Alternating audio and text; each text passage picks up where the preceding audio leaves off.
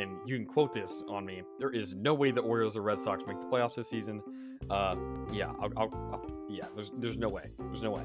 I set the bar really low at the NBA predictions. I don't think all Mavs fans look into the stats like I do. It's not the great value Target brand toilet paper or whatever. It's the Charmin Ultra Strong. I don't know if Nick Nurse is the coach for the Raptors. I don't know if he's the reason why they won the 2019 championship. I feel like that was more of a team effort. The Mavs cannot say we do not miss Seth Curry shooting threes. This questions the firing of Dwayne Casey, who I think is a very underrated coach. To me, the Capitals really pushed all their chips for this season. Hello, I'm Mike Grimes, and you've been listening to Outsiders Opinions with Kevin and Austin. What's up, y'all? Welcome to our MLB Opinions of the Week. We are still waiting for the playoff teams to shake out a little bit for in, out, maybe. But, Austin, these two teams definitely out in terms of playoffs, probably for the next 2 years. Yeah, we'll never really know, right? There's been surprising teams in the past that I thought were going to be bad. I mean, there's obviously the infamous, I think it was our first year doing an MLB season predictions where I said the Red Sox had no chance of making it to the playoffs. And I think they made it to the ALCS. So, while it's true that we don't necessarily think they're going to be that good, and I'd be really, really shocked if they were, they'll still have an opportunity. But as we look into the future, today, who would we rather be between the Rockies and the White Sox? They're two teams that have – the White Sox have had some success recent past. They made the playoffs in 22. No. Did they make it in 22? No, they didn't. Yeah. No, they didn't. Is that – oh, was it 21 then? When it was 21. Yeah, in 22 they were decent, but they weren't actually – they didn't make the playoffs. Yeah. They made it in 20, and they lost the wild card, then lost the ALDS in 21. In 22, they were 81 and 81. It's been a steep decline ever since. This year is better than last year, though. But they still have a far way to go to reach back to their peak in the last. And then the Rockies have not made a playoff since 2018, I believe, when they had Nolan Arenado and a lot of those players still there, Trevor Story. So, Kevin, you can really start out. Who would you rather be today? Would you rather be the Rockies or the White Sox? So rather today. I think I'm going to go Rockies because the Rockies don't have a plan. And if I were to take over the Rockies, I'd go, hey, I have basically a free slate to build something that I want. And so for there, I may not have great players, but I'm not going to have the number one overall pick, most likely, or you don't know because it's the lottery, but I will have the best chance to draft guys. I can trade guys. To me, I can really implement my type of baseball and what I think will make them good in a few years. Okay. I think I'm going to go Rockies as well, but it's for a little bit of a different reason. I was thinking White Sox because the White Sox have the better players, but I really like the young guys that are on the Rockies. On the Rockies. I like their draft picks. I like Holiday that they drafted, and I like some of the guys that they have in their farm system. The only thing that's the problem with them is their ballpark. I think that's something that is a problem, but I really like Hunter Goodman. Hunter Goodman has over 3 WAR this season. I think that they have a couple good relievers. Jimmy Herget, Juan Mejia both look pretty good this year. But I do believe that the problem with the White Sox is that I don't really love their farm system as it stands currently, even with the trades they've made to trade away Dylan Cease, or to trade away any of the other guys they've traded away recently. And I do think you're going to have to make a decision pretty quickly regarding Luis Robert and what you do with him.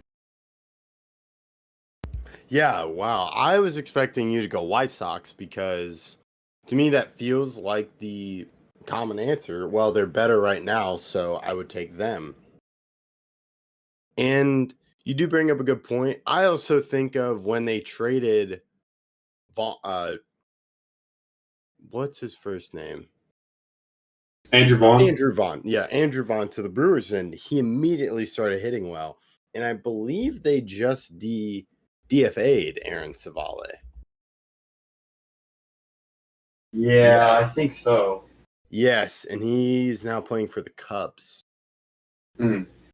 So to me, that's something where while the White Sox are on a trajectory, I feel it is not the right trajectory. So to me, it would take more work to fix that because you have to stop the current plan. And by stop the current plan, yes, you would be the new GM, but there's a direction that the former GM was in. So you have to change that and meet them where they're at. Whereas the Rockies GM, in my personal opinion, has no plan. It's just, ooh, this is a good idea right now. There's no basis or there's no they don't follow their past actions. And by that I mean they don't look to their past to be like, okay, what move did I make that wasn't the right move or a good move? What worked, what didn't? I to me that is the most important thing for a for a GM in general, but baseball GM it makes the more sense because you got to think about what hitter did I get in a trade that worked in my system? What can I do to help these prospects? Yeah, that's a really good way of looking at it.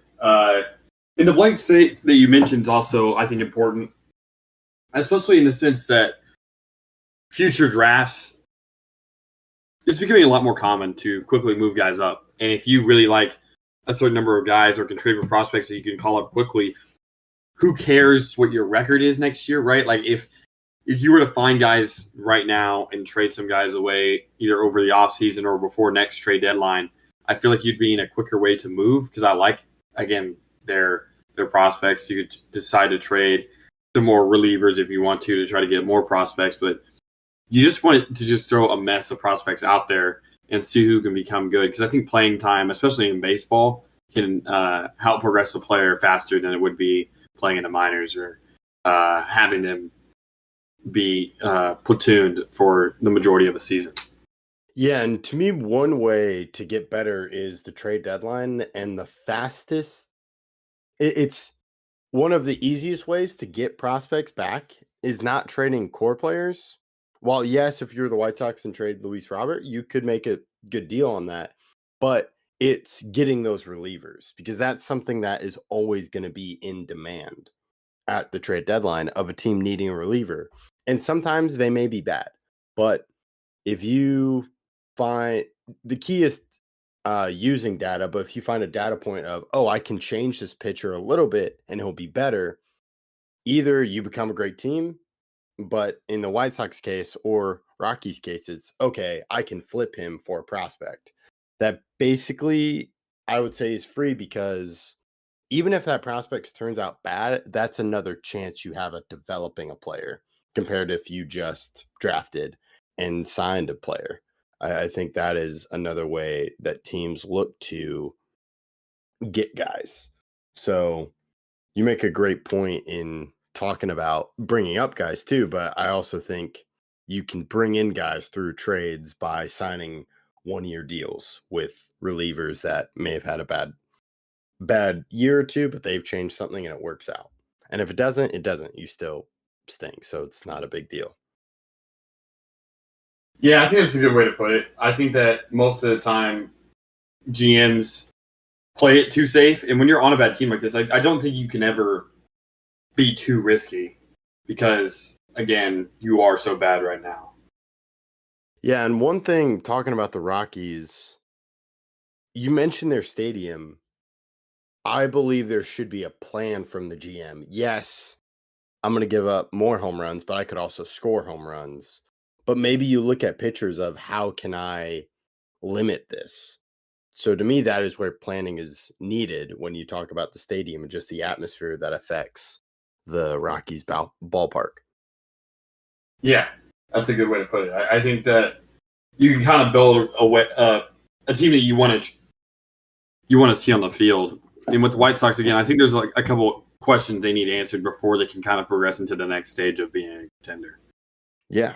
And so we'll have to see what these GMs do, what these teams do in the next few years, but it's pretty bad right now. But there is an upward trajectory for the White Sox, given they had I think, historically the worst record in baseball, but that could be eclipsed.